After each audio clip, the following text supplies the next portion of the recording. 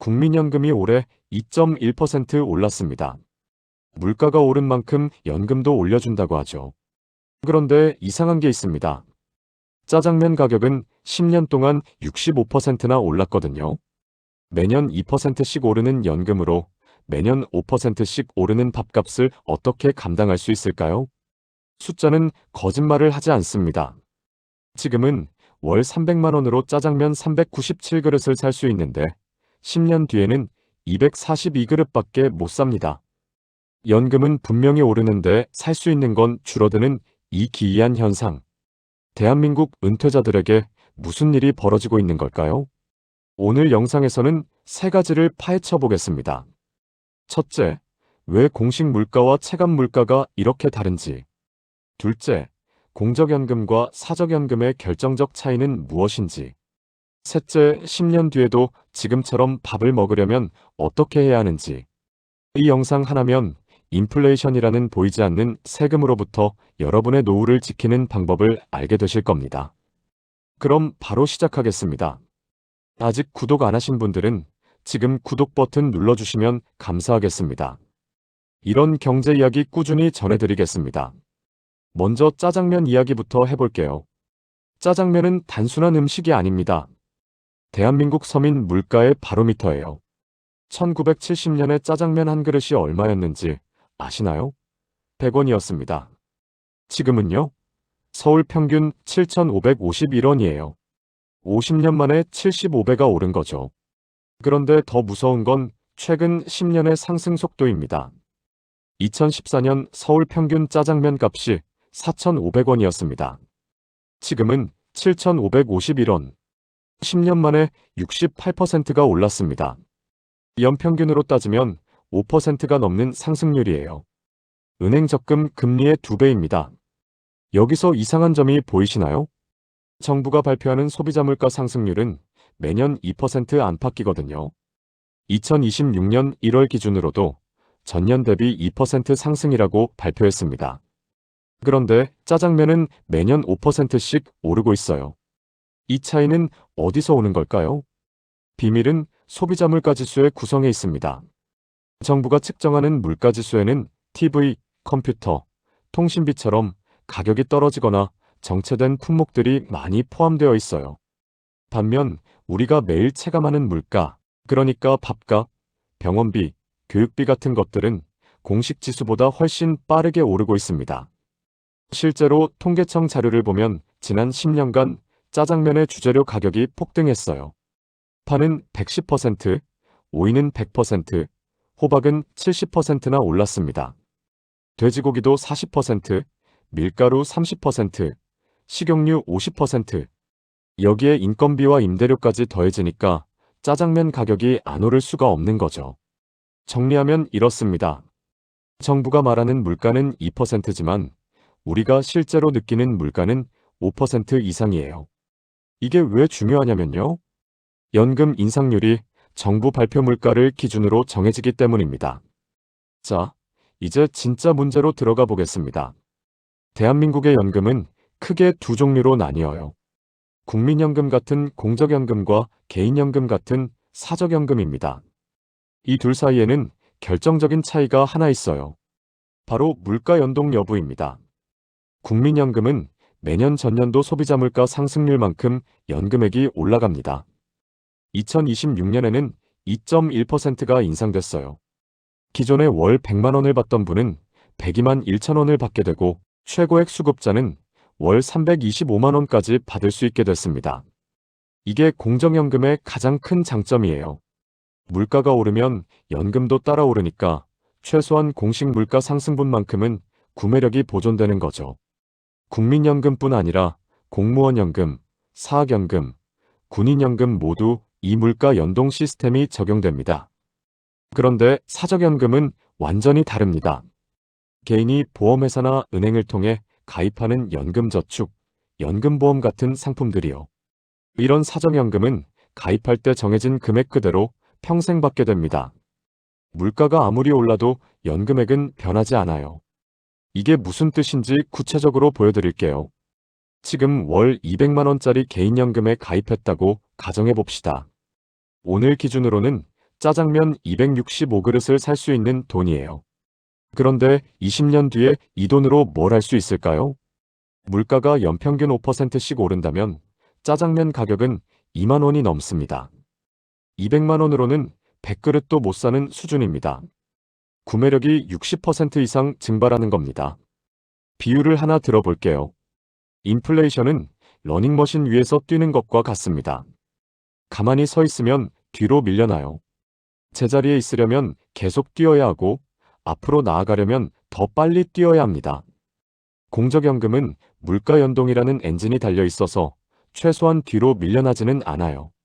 그런데 사적연금은 엔진이 없습니다. 시간이 갈수록 뒤로 밀려날 수밖에 없는 구조예요. 여기서 더 무서운 사실이 있습니다. 아까 말씀드렸듯이 공적연금의 물가 연동도 완벽하지 않아요. 공식 물가 상승률 2%를 기준으로 올려주는데 실제 체감 물가는 5%씩 오르잖아요. 매년 3%포인트씩 손해를 보는 셈입니다. 그래도 사적연금보다는 훨씬 낫습니다. 사적연금은 0% 인상이니까요. 공적연금은 2%라도 올라가지만 사적연금은 한 푼도 안 올라요. 10년이면 이 차이가 엄청나게 벌어집니다. 자, 이제 시뮬레이션을 해볼게요. 5월 300만 원의 연금 소득이 있는 은퇴자를 가정하겠습니다. 현재 서울 짜장면 평균 가격 7,551원 기준으로 한 달에 397그릇을 살 수 있어요. 10년 뒤를 세 가지 시나리오로 예측해 보겠습니다. 첫 번째, 한국은행 목표대로 물가가 연 2%씩만 오르는 낙관적 시나리오입니다. 이 경우 짜장면 가격은 10년 뒤 약 9,200원이 됩니다. 300만 원으로 326그릇을 살 수 있어요. 현재 대비 82% 수준으로 18%의 구매력이 사라집니다. 두 번째, 최근 10년 추세가 그대로 이어지는 기본 시나리오입니다. 연평균 5.1% 상승을 적용하면 짜장면 가격은 12,400원이 됩니다. 300만 원으로 242그릇밖에 못 사요.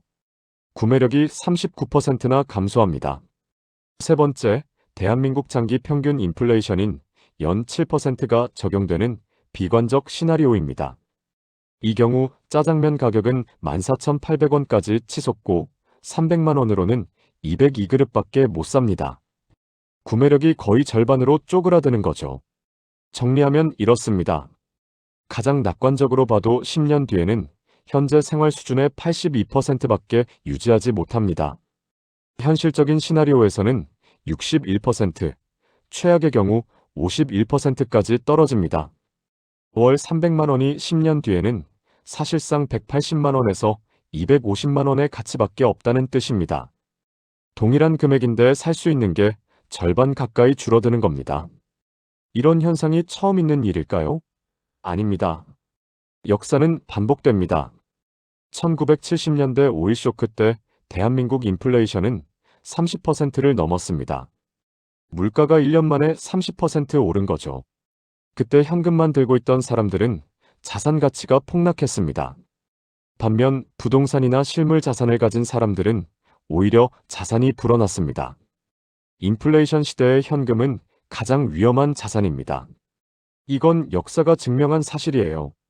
그렇다면 우리는 어떻게 해야 할까요? 인플레이션이라는 괴물로부터 노후 자산을 지키는 방법을 알려드리겠습니다. 첫 번째 전략은 공적연금을 최대한 늘리는 겁니다. 국민연금은 물가 연동이 되는 유일한 연금이에요. 가입 기간을 최대한 늘리고 추가 납부나 임의 가입을 활용해서 수령액을 높이시는 게 좋습니다.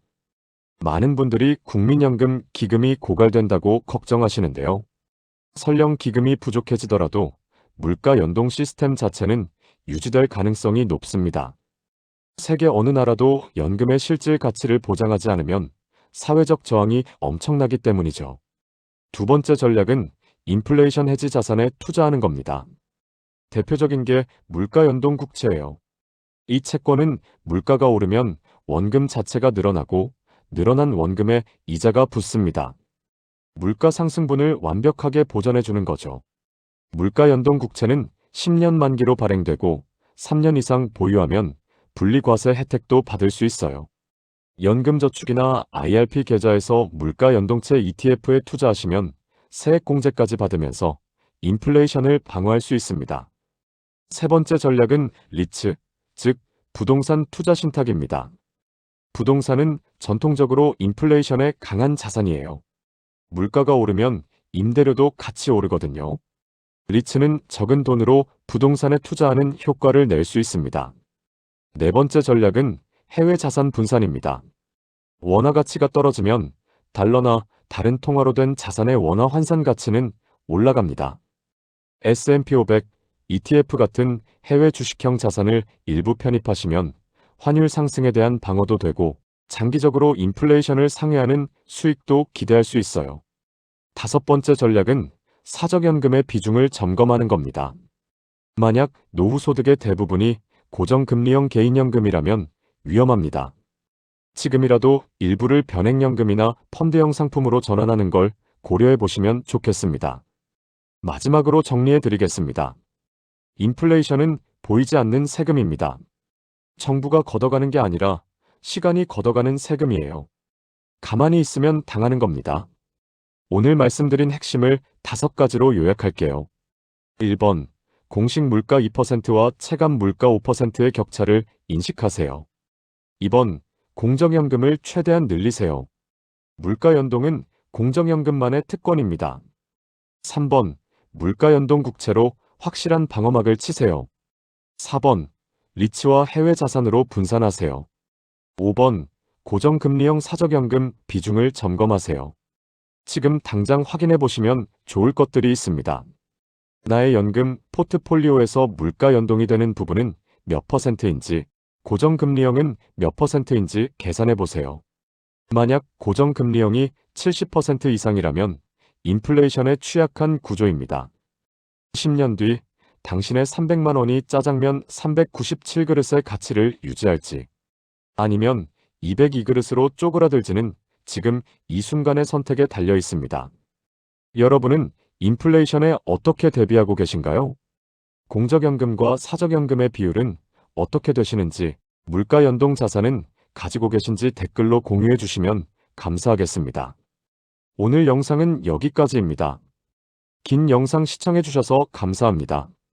구독과 좋아요 한 번씩만 눌러주시면 정말 큰 힘이 됩니다.